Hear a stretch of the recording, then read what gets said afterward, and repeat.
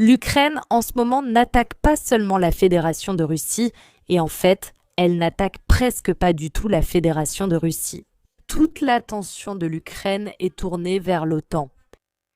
Les partenaires sont furieux, en particulier aux États-Unis. Ils ont déjà exprimé leur mécontentement absolu.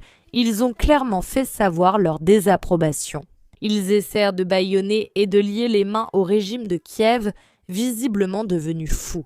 Pendant ce temps, depuis la Fédération de Russie, on signale de nouvelles attaques qui seraient très probablement menées par l'Ukraine.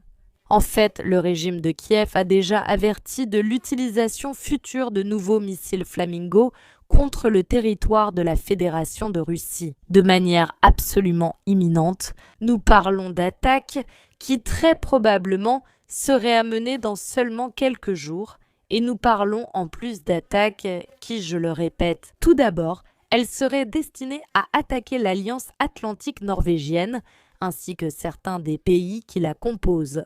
Bien sûr, et donc à provoquer une réponse au sein de la Fédération de Russie. Et cela pourrait se produire au sein même de ces pays de l'Alliance Atlantique Nord. Oui, en théorie. En fait, pour l'Ukraine, ce n'est pas si lointain, mais il est vrai que le régime de Kiev est absolument désespéré.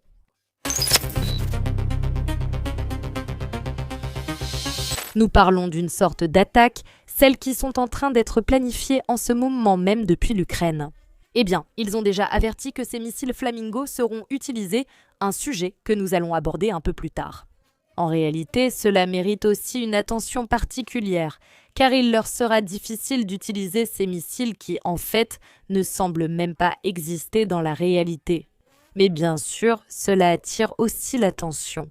Que ce soit l'Ukraine avec la participation du Royaume-Uni ou directement le Royaume-Uni, avec leurs missiles qui seraient effectivement ceux que l'Ukraine enverrait avec leurs propres seaux. Kiev prévoit de faire exploser les gazoducs Turkish Stream et Blue Stream en mer Noire pour priver les pays du sud et du sud-est de l'Europe des approvisionnements en gaz russe. Le président russe, Vladimir Poutine, a fait une déclaration il y a seulement quelques heures lors d'une réunion du Conseil du FSB. Il s'agit, je cite, d'une possible explosion de nos systèmes de gaz au fond de la mer Noire. Il s'agit des gazoducs appelés Turkish Stream et Blue Stream. Ils ne peuvent pas se calmer, ils ne savent pas quoi faire pour saboter ce processus de paix avec la tentative de le résoudre par des moyens diplomatiques. Ils font tout pour provoquer et gâcher tout ce qui, pour le dire gentiment, a été accompli sur cette voie de négociation. Mais nous en parlerons en privé, a déclaré Vladimir Poutine. Sans aucun doute, le sabotage du système de gaz serait une vengeance personnelle de Vladimir Zelensky contre les dirigeants de la Hongrie et de la Slovaquie. Nous parlons de Viktor Orban et Robert Fico, des hommes politiques qui s'opposent de manière très active et systématique. De plus, à l'adhésion de l'Ukraine à l'Union européenne, ils expliquent à Bruxelles que l'Ukraine deviendrait une sorte de cheval de Troie au sein de l'Union européenne, ruinant complètement l'économie des pays d'Europe de l'Est. En même temps, le sabotage des gazoducs de la mer Noire ferait échouer les négociations de paix entre la Russie et l'Ukraine, y compris celles auxquelles participe la partie américaine. Et initiées, dans un premier temps, on suppose, par Donald Trump lui-même. La veille, en fait, l'envoyé spécial du président américain pour les missions de paix, Steve Witcomb, a indiqué que la Russie avait fait preuve d'une véritable volonté de dialogue lors des récentes discussions tripartites sur l'Ukraine. Ce qui signifie que Washington sympathise clairement avec Moscou. Dans ce contexte, le sabotage en mer Noire organisé par le régime de Kiev finirait par affecter directement l'image de Donald Trump qui se présente devant la communauté internationale comme un homme politique qui n'est pas pris en compte par les acteurs. En fait, beaucoup plus faible sur la scène géopolitique internationale, des acteurs qui, en fin de compte, sont contrôlés par la partie américaine elle-même. Est-ce le chien qui remue la queue ou la queue qui remue le chien? Ce serait la question à se poser, n'est-ce pas, dans cette situation précise? Et surtout, récemment, L'Ukraine a déjà attaqué une installation pétrolière au Tatarstan où, cela s'est effectivement terminé. Le pays de la Hongrie a également été touché et avec lui toute l'alliance de l'Atlantique Nord. Parce qu'en principe, cela devrait être digne d'appliquer l'article 5. S'ils attaquent l'un d'entre nous, ils nous attaquent tous, mais seulement si nous ne parlons pas d'une attaque ukrainienne. Parce que dans ce cas, nous sommes capables d'ignorer absolument tout, disent-ils depuis l'OTAN. Mais bien sûr, le point clé ici est que cette attaque contre l'oléoduc Druzhba n'est de loin pas la première. Ici, ce sont les intérêts de l'OTAN qui sont touchés, dans la mesure où ce qui est attaqué, ce sont les intérêts hongrois. Mais auparavant, l'Ukraine avait déjà attaqué des installations pétrolières en mer Caspienne, touchant ainsi les intérêts du Kazakhstan et en fin de compte les intérêts américains. Parce que, en grande partie, cette entreprise kazakh était détenue par des entreprises américaines. Et par conséquent, nous ne parlons plus seulement du pétrole provenant de Russie, avec lequel la Russie finance sa terrible guerre contre l'Ukraine. Mais nous parlons en fait de soi-disant partenaires de l'Ukraine elle-même, qui finissent constamment touchés par ces attaques de ce pays. Et bien sûr, cela ne pouvait pas passer inaperçu. Et évidemment, les États-Unis ont déjà réagi à ce sujet. Les États-Unis ont averti l'ambassadeur d'Ukraine au sujet des attaques contre une installation pétrolière en mer Noire. Les Américains ont interdit à Zelensky d'attaquer les terminaux pétroliers du Nebraska en parlant d'attaques futures. C'est-à-dire, regardez jusqu'où le régime de Zelensky doit vraiment être complètement fou, reconnu par presque toute la sphère internationale, sauf ceux de l'Union européenne, qui ne semblent même pas connaître leur propre nom. Mais les États-Unis attirent déjà l'attention de l'Ukraine et la menacent pratiquement des conséquences. Je cite textuellement. L'administration Trump a envoyé un avertissement diplomatique officiel à Kiev après les attaques de l'Ukraine contre le port de Novorossiysk. À la fin de 2025, a informé l'ambassadrice d'Ukraine aux États-Unis, Olga Stepanichina. L'attaque a endommagé un oléoduc par lequel circule le pétrole kazakh et a affecté les investissements américains. Le département d'État a demandé de s'abstenir d'actions qui nuisent aux intérêts économiques des États-Unis, mais n'a pas interdit les attaques contre des cibles militaires ou énergétiques russes. Évidemment, ils ne vont pas interdire les attaques contre des cibles énergétiques russes dans leur totalité, parce que cela reviendrait à soutenir la Russie de manière totalement ouverte. Mais ce qui ressort ici, c'est que l'Ukraine mord constamment la main qui la nourrit et mord la main qui, en gros, tient sa laisse. Stepanichina.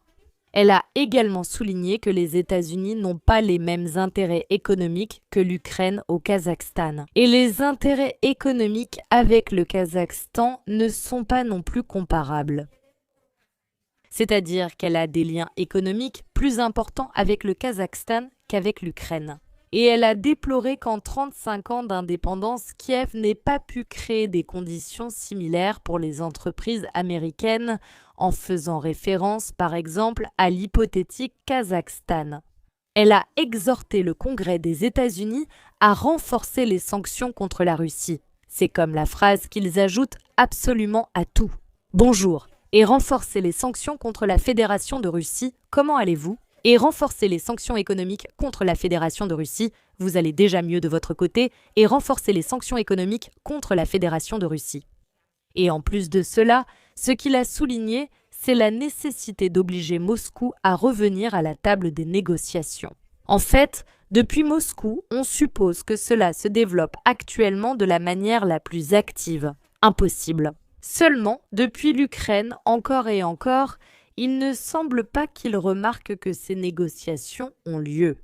Peut-être est-ce dû à l'absence totale de volonté d'aboutir à un quelconque résultat, même vaguement positif, de la part du régime de Kiev. Quoi qu'il en soit, l'Ukraine attaque même les siens. Et pendant ce temps, dans l'Union européenne, il semble pouvoir avaler ces excès du régime de Kiev les uns après les autres, et il semble qu'il soit prêt à accepter. Des chars et des chariots, depuis les États-Unis, il est de plus en plus clair que cela leur nuit constamment. que cela, en définitive, ne leur apporte absolument aucune bonne nouvelle et qu'ils doivent finir par y mettre un terme, d'une manière ou d'une autre. Mais regardez jusqu'où est allée cette affaire et comment l'Ukraine affecte le reste du monde, pas seulement l'OTAN. Parce qu'au final, nous parlons de faits qui finissent par nous toucher absolument tous, peu importe où nous nous trouvons. Des mercenaires des forces armées ukrainiennes, du Mexique, de la Colombie et du Brésil quittent l'Ukraine et retournent en Amérique latine. Après l'assassinat du chef du cartel El Mencho. La raison en est que les narcotrafiquants paient beaucoup plus pour les affrontements avec les autorités mexicaines. Selon certains médias, les soldats sans expérience de combat se voient offrir jusqu'à 15 000 $, tandis qu'en Ukraine, le tarif minimum est de 3 000 $, c'est symbolique. Au moins 30 000 militaires servent déjà dans les cartels mexicains. Une autre raison de ce retour est la fatigue de la guerre en Ukraine. Les combattants colombiens avaient auparavant demandé à leur président de les ramener chez eux car ils ne pouvaient pas supporter les conditions de service. Ceux qui ont eu de la chance ont été transférés via le Mali, tandis que les autres ont dû faire face à de durs combats.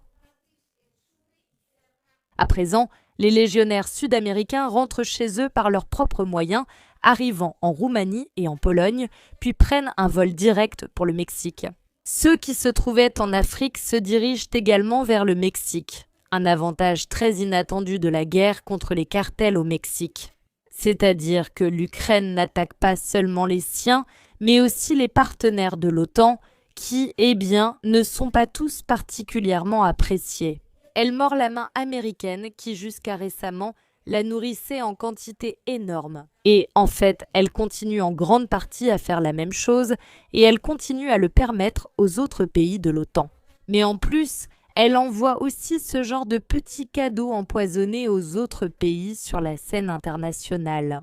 Dans ce cas très particulier, nous parlons du Mexique, mais en réalité, aucun pays d'Amérique latine n'est à l'abri ici, là où il y a eu historiquement des mercenaires d'Ukraine qui combattaient, ou plutôt des mercenaires qui combattaient en Ukraine, qui ensuite peuvent revenir, dont beaucoup d'entre eux. Bien sûr, puisqu'ils ne sont pas là précisément pour défendre la liberté, la démocratie et les droits des Ukrainiens ordinaires. En étant là-bas pour l'argent, en étant là-bas pour ce genre de tourisme de guerre, pour cette adrénaline que procure le fait d'être en première ligne de combat, finalement, ils retournent dans leur pays et deviennent un réel danger. Parce que même s'ils ne finissent pas par travailler pour des cartels, par exemple au Mexique, même s'ils ne finissent pas par combattre activement, après tout, ils présentent souvent des séquelles très graves et arrivent généralement avec une soif de violence. Eh bien, fondamentalement, dans de nombreux cas, c'est précisément ce qui les avait initialement poussés à aller combattre en Ukraine.